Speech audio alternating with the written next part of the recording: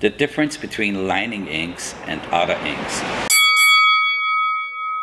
That's a really common question. So lining inks are in general a lot thinner than regular inks. They have a little less pigment load, and it's a little finer pigment because the needle is smaller, and you need what we call a faster running ink for lining because the needle most of the time runs faster with a shorter stroke. So you get a better consistency how the color goes into the skin. Difference between Miracle Water and shading solution. Good questions. Miracle Water is mostly used to break down a black and gray set by Mark Mahoney. He has a specialty water consistency, so it's not only distilled water, there's also some carriers in it, there's some parts of witch hazels in it. It helps his colors, his black tones, what he uses for that style of work, what he does, what we call the West Coast black and gray style. This shading solution is specifically made for our product, for all the blacks. It's a common liquid what we use to disperse the powder in it so that it becomes a liquid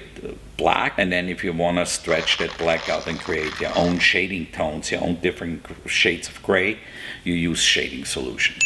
The difference between Snow White mixing and Snow White opaque. Snow White opaque is a very heavy pigment loaded white that's specifically for white areas. If you want to do highlights or if you want to make the white really stand out, it's really highly concentrated, a little thicker in the consistency. If you go for Snow White mixing, it's exactly what it says. You use it to break down different color tones. So if you want to make a true gray out of a black, then you use the Snow White mixing, which has less pigment load, it's more liquid, it's easier to mix within the cup and within the machine, and it also goes for every single other color, blue, red, green, whatever you want to choose, you can break down and make pastel tones out of it. The difference between super black and true black, always